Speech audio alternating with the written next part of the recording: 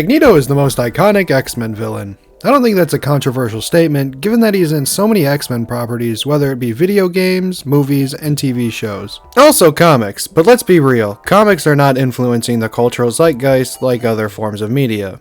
I like comic books. Some of my favorite stories are comic books, but let's be honest, their cultural relevance hinges on whether or not someone is making a video game, movie, or TV show with that specific comic as a source material in mind. Kick-Ass is my favorite comic book of all time. The only reason I know it exists is because there's a movie of it. I love both for completely different reasons, but let's be honest with ourselves. The vast majority of people who have read this saw the movie first. Now, I'm not just here to bash on comics' cultural relevance. It's just I'd argue Magneto is really important for establishing comic book movies as a serious form of storytelling, because the first X-Men movie started off with Magneto's origin, and it involves the Holocaust. To illustrate my point, Roger Ebert, a famous film reviewer, said this regarding the first X-Men movie. How does he sound again?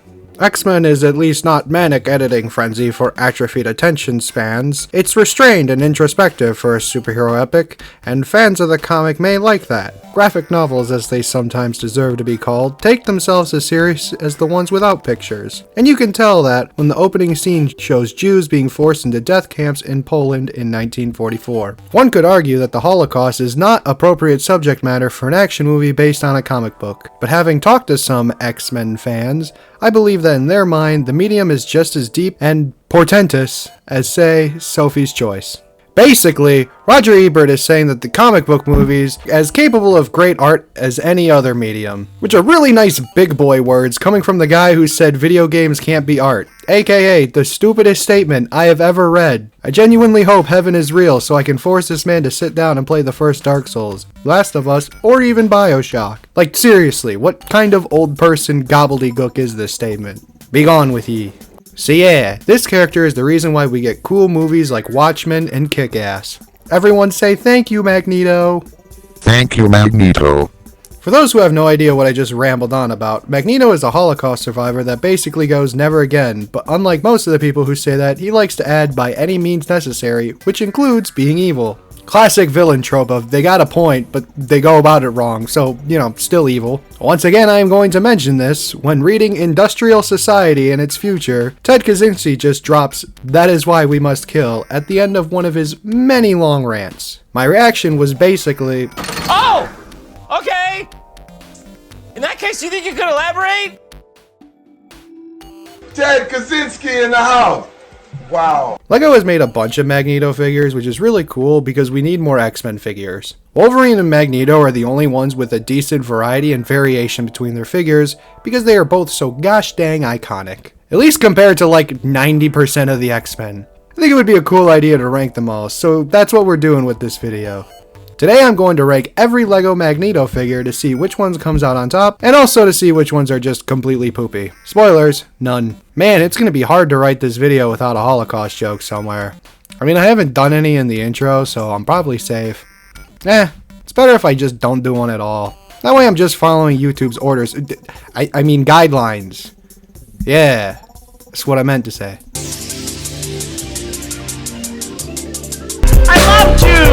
Without further ado, here is every Magneto figure ranked. Please like, comment, and subscribe for more Lego content. Thanks for the support, and let's get to the meat and potatoes of this video. Coming in last place is the Mighty Micro version. How could this be? The Mighty Micros are quirky and cool! Well, turns out being quirky and cool doesn't help when you're stacked against multiple iconic Lego designs. This is proof that there is no bad Magneto figures, and that's a good thing. I really love the cartoon eyes on this figure. We don't even see his normal face, just two eyes behind his giant helmet, and honestly, that's a Giga Brain design choice. Some Mighty Micros opt to make the face print either stupid or decent but predictable. They are cartoon versions of iconic characters, and this one fits the name perfectly because he is the Mighty Magneto, but his face indicates that he's a micro man. Also, it's well known at this point that only giving a cartoon character eyes to express leaves them more expressive than if you gave them a mouth to compensate. As I've said before, this figure is pretty great, but it got held back by the fact that it's going up against some stiff competition.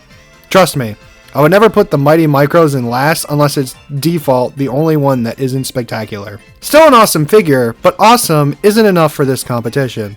Overall, great figure, but it got knocked off the podium by much better figures, and let's be honest, the moment you see the rest, you won't have really any room to disagree. X-Men 97 slaps, despite the fact that I haven't finished it. I am comically busy, and Dragon Ball Daima just came out, so if you want my opinion on X-Men 97, it's best to wait until Daima is over. To be fair, I will probably finish it at some point in my life, but don't be surprised if Half-Life 3 is out by then. This design slaps! It's the most unique Magneto figure on the list, and I have zero doubt that a large number of people will disagree with its placement. So why is it good? Well, to put it bluntly, it's a decent design based on the time Magneto is a good guy, a part of the X-Men. I am 100% confident that he doesn't say a good guy in the season that's currently out, but shut up. The light side Darth Vader is beyond non-canon, but it also looks awesome. It's also good because it's unique. Literally every other figure is based on his most iconic design with the helmet. Not even a first class suit or nothing. However, that's why it doesn't end up higher than third place. If there were 20 Magneto figures, I'm confident this would be in the top 5. But there's 4, and when there's 4, the competition is gonna be hard. Being unique is good, especially when the design is good.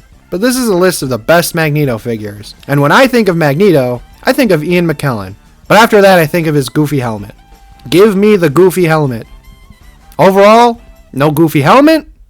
Failure. Coming in second place is a more classic Magneto design, the purple outfit Magneto.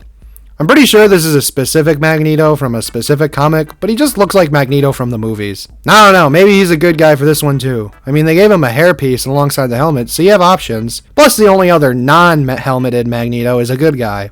On top of that, they fight a Sentinel in this set, and correct me if I'm wrong, but I'm pretty sure the X-Men and Magneto both don't like the idea of mutant mass extinction. If anything, the Sentinel kinda just proves Magneto's right all along. Based on the movie Days of Future Past, the Sentinels do a really good job at wiping out all mutants.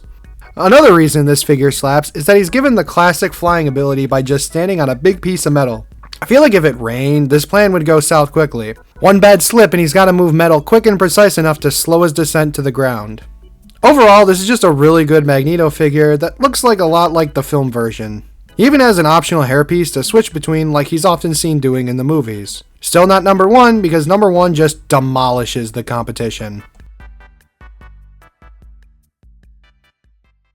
The number 1 spot on my list is going to be the classic Magneto from this amazing helicopter set I keep bringing up. This is probably one of the greatest LEGO Marvel sets of all time, and it's not even close. Especially since this Wolverine looks like the one from Deadpool and Wolverine, despite it coming out a decade before the movie. On top of that, it has Deadpool and Wolverine fighting an overpowered manipulator of reality. Coincidence? Enough about this set. What makes this Magneto the best Magneto figure? Honestly, it's just the sheer classic look that's fully embraced that does it for me. The torso design has the classic LEGO buff body, but in red this time, and this collar looking thing. Other than that, this minifigure is incredibly basic, but its basic charm is what I like about this figure. It's not overly detailed with leg and arm printing, the face print is unique, but nothing too special, and the helmet mold is perfect, giving it just enough unique flair to bring the whole figure together. It sits at the top because it's a perfect LEGO Magneto.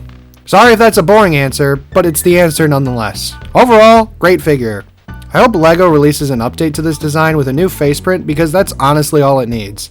I like arm and leg printing, but it's not necessary for every character, and when it works without it, it really works.